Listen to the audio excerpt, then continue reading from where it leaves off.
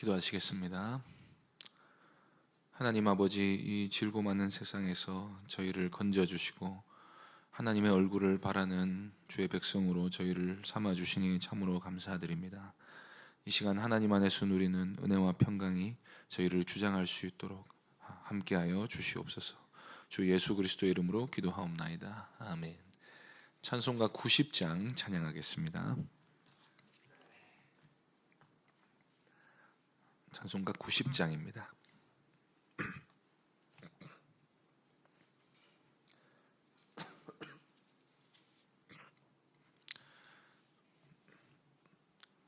찬송가 90장 함께 찬송하겠습니다. 주 예수 내가 알기 전 날 먼저 사랑했네. 그 크신 사랑 나타나 내 영혼 거듭났네. 주 내 맘에 늘 계시고 나 주의 안에 있어. 저 포도 비유 같으니 참 좋은 나의 친구. 내 친구 되신 예수님 날 구원하시려고 그 귀한 몸을 버리사 내 죄를 대속했네. 나 주님을 늘 믿으며 그 손을 의지하고 내 몸과 마음을 바쳐서 끝까지 충성하리. 내 진실하신 친구여 그 은혜 내려주사 날 항상 보호하시고 내 방패 되옵소서. 그 풍성한 참 사랑을 네 능히 끊을 소냐. 날 구원하신 예수는 참 좋은 나의 친구. 하나님 말씀은 요한복음 7장 40절부터 44절까지입니다. 요한복음 7장 40절부터 44절까지 말씀입니다. 찾으셨으면 한 절씩 교독하겠습니다. 이 말씀을 들은 무리 중에서 어떤 사람은 이 사람이 참으로 그 선지자라 하며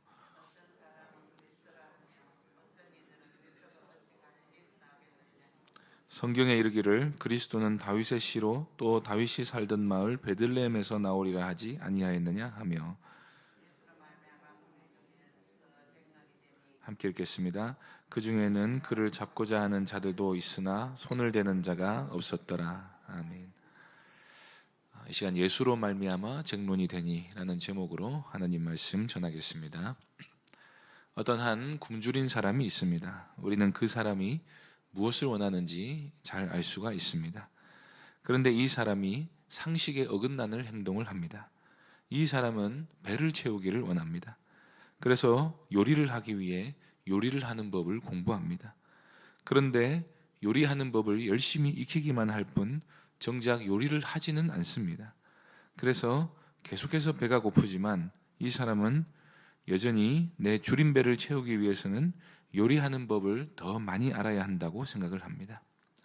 이런 말도 안 되는 일이 영적인 세계에서는 굉장히 자주 일어납니다. 영적으로 굶주린 사람이 있습니다. 이 사람은 영혼의 갈망을 채우기 위해서 부지런히 성경을 공부합니다. 그리고 교리적 지식으로 머릿속을 채웁니다. 그런데 머리를 채운 것만으로 영혼의 갈증을 해결했다고 생각을 합니다. 그의 영혼은 여전히 텅 비어 있고 속사람은 여전히 죄와 사망 가운데서 허덕이고 있음에도 그는 자신이 진리를 배웠다는 사실로 만족해버리면서 영혼의 진정한 필요는 무시해버립니다. 성경에 대한 다소간의 지식은 있지만 정작 그리스도와의 사귐이 없는 사람이 바로 그와 같은 어리석은 사람입니다. 성경 공부는 물론 중요합니다. 교리에 대해서 우리가 무지해서는 안 됩니다. 그러나 그 모든 지식이 그리스도를 알고 그리스도와 교제하기 위한 것임을 결코 잊어서는 안 됩니다. 모든 지식을 다 얻고도 그리스도를 잃어버릴 수 있습니다. 많이 안다는 사실 때문에 정작 그리스도를 찾지 않을 수가 있습니다. 그러나 그리스도만이 우리에게 생수를 줄 수 있는 유일한 분이 되심을 잊지 말아야 합니다. 우리에게 있는 지식이 부족할지라도 우리가 그리스도를 바르게 알고 그분 안에 있는 생수를 마시는 삶을 살고 있다면 그 지식은 실제적인 지식이 됩니다. 그러나 단지 안다고 말하면서 배웠다고 말하면서 그 속에 그리스도가 없는 사람이 있다면 그 사람의 지식은 그 사람의 영혼의 진정한 갈망을 절대로 채워줄 수가 없습니다. 성경을 아는 지식과 그리스도와의 교제는 사실 하나가 되어야 하지만 실상은 그렇지 못한 사람이 상당히 많습니다. 우리가 하나님의 말씀을 대할 때 이 말씀이 우리에게 은혜의 수단이 되어야 하지만 우리가 말씀을 통해서 우리 굶주린 영혼을 채워야 하지만 그렇게 하지 못하는 사람이 있습니다. 거듭난 신자 역시도 열심히 공부하면서 영혼이 텅 비어 있는 상태를 경험할 수가 있습니다. 그렇게 해서 하나님은 우리 영혼의 참된 만족은 하나님이 그리스도 안에서 친히 주시는 것임을 알게 하십니다. 우리 신앙의 선조들은 이 사실을 너무나도 잘 알았습니다. 그래서 성경은 그 내용 자체로 역사하지 않고 반드시 성령께서 그 말씀을 쓰셔야만 사람을 변화시키는 능력이 된다고 가르쳤습니다. 우리는 성경의 저자가 하나님이라는 사실을 결코 잊지 말아야 합니다. 그렇기 때문에 우리는 성경이 가리키는 그 하나님께서 우리 영혼을 살려주시는 분이심을 믿고 하나님을 의지하면서 이 말씀을 들고 우리의 영혼의 양식을 삼아야 하는 것입니다. 오늘 본문은 성경은 알지만 성령을 받지 못한 사람들이 그리스도에 대해 어떤 반응을 보이는가를 보여줍니다. 예수님은 초막절 끝날에 성전에서 이렇게 외치셨습니다. 누구든지 목마르거든 내게로 와서 마시라. 나를 믿는 자는 성경의 이름과 같이 그 배에서 생수의 강이 흘러나오리라. 이 말씀에서 이미 예수님께서는 성경이 말하는 바가 우리 안에 실제로 역사하게 될 것임을 보여주셨습니다. 요한은 39절에서 여기서 말하는 배에서 생수의 강이 흘러나오는 것이란 예수님을 믿는 자들이 받게 될 성령을 가리켜 말씀하신 거라고 설명하고 있습니다. 그런데 거기에 덧붙여 요한은 아직 예수님이 영광을 받기 전이기 때문에 성령이 그들 가운데 계시지는 않았다고 말합니다. 여기서 예수님이 받으실 영광은 십자가와 부활을 말합니다. 십자가에서 죽으신 예수님이 부활하시고 승천하신 후에 성령이 부어지게 됩니다. 성령은 십자가 사역과 부활을 근거로 우리에게 부어지는 것입니다. 그래서 유대인들은 성경은 다소 잘 알고 있었지만 성령을 받지 못했기 때문에 그 말씀의 능력을 경험하지는 못했던 것입니다. 그래서 성경을 알고 성경을 외우고 성경을 적재적소에 적용하는 모습을 보이면서도 여전히 그들의 영혼은 메마르고 혼란스러운 상태에 있는 모습을 보입니다. 40절 말씀을 보시겠습니다. 이 말씀을 들은 무리 중에서 어떤 사람은 이 사람이 참으로 그 선지자라 하며 예수님의 말씀을 듣고 실제로 큰 감화를 받은 사람도 있었습니다. 우리는 이 사람들이 예비 그리스도인일 것이라고 얼마든지 믿을 수 있습니다. 참으로 그 선지자다, 그리스도가 바로 그 메시아다라고 고백하는 것은 예수님이 메시아일 가능성이 있다고 말한 게 아닙니다. 이 사람들은 예수님의 말씀에서 신적인 위엄과 권능을 느꼈습니다.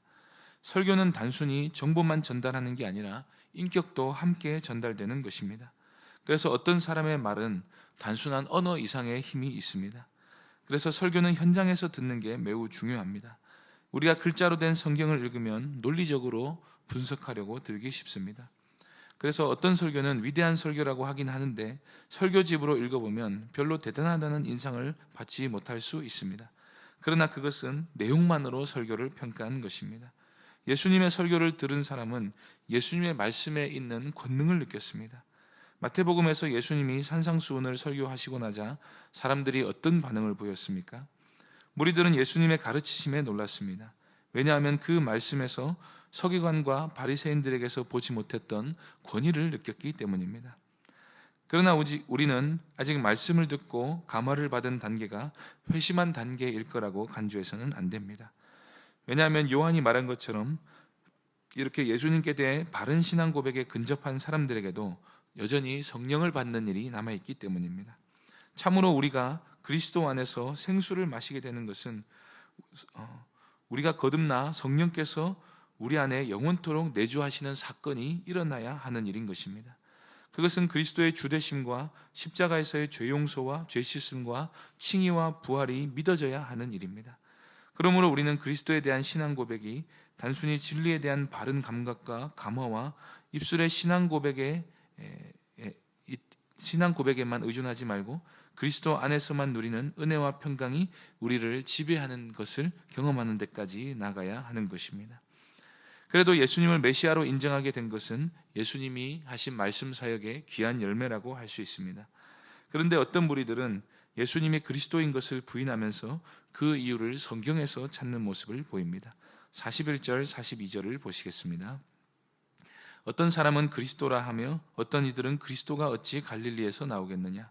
성경에 이르기를 그리스도는 다윗의 씨로 또 다윗이 살던 마을 베들레헴에서 나오리라 하지 아니하였느냐 하며, 이 사람들은 메시아에 대한 구약의 예언을 정확하게 알았습니다. 그러나 예수는 갈릴리 출신이라는 점을 들어서 그가 결코 그리스도가 될 수 없다고 반박했습니다. 극단적인 예로 신천지는 성경을 정말로 열심히 공부합니다. 신천지가 성경의 내용을 바꾸지는 않습니다. 그런데 그 성경에 예언된 이긴 자가 이만이라고 적용해버립니다. 이런 걸 보면 성경의 내용을 안다고 그것이 곧 자동적으로 그리스도를 알게 되는 것은 아닌 것입니다. 신자가 진리를 깨닫게 되는 방식은 엄밀히 말하면 공부를 통해서가 아닙니다. 먼저 신자는 예수를 믿게 됩니다. 신자 안에 성령이 내주에 계시게 됩니다. 그래서 신자는 진리에는 아멘하고 비진리는 거부감을 느끼게 됩니다. 그래서 우리 안에 계신 성령께서 진리와 비진리를 분별하게 하십니다. 그래서 신자는 바른 진리를 따라서 가기 때문에 마침내 그리스도에 대한 올바른 신앙 고백을 할 수가 있게 되는 것입니다. 그런 의미에서 예수가 갈릴리 출신이라는 점 때문에 그를 그리스도로 인정하지 않은 사람들은 그저 자연적인 자신의 본성만을 따르고 있을 뿐이라는 점을 보여줍니다. 만일 이 사람들이 성령의 감화를 받았더라면 예수가 왜 갈릴리 출신인가 하는 점에 대해서 진지한 의문을 품고 그 해답을 찾으려 했을 것이고, 마침내 예수님이 베들레헴에서 태어났다는 사실을 알게 되었을 것입니다. 이처럼 우리가 예수를 그리스도로 믿는다는 것은 지적인 문제 이전에 영적인 문제이기 때문에 예수님이 선포되는 자리에는 항상 분쟁이 일어난다는 사실을 보게 됩니다. 43절을 보시겠습니다. 예수로 말미암아 무리 중에서 쟁론이 되니. 사랑하는 성도 여러분, 예수 그리스도가 선포되는 자리에는 항상 쟁론이 일어납니다. 그러므로 교회는 바른 신앙 고백 안에서만 일치를 추구할 수 있을 뿐이지 진리를 떠나서는 그 어떤 화합도 추구할 수 없는 것입니다. 예수님은 내가 세상에 화평을 주러 온 것이 아니라 검을 주러 왔노라고 말씀하셨습니다. 그래서 교회는 이단뿐 아니라 갈라디아서를 믿지 않는 로마 교회와도 화합할 수 없는 것이고, 교리에 관한 부분에 있어서는 개신교 안에서도 끊임없는 논쟁이 일어날 수밖에 없는 것입니다. 이런 모습을 두고 교리 때문에 서로 다투는 모습을 무조건 잘못되었다, 부정적인 모습이다라고 생각하지 마시기 바랍니다.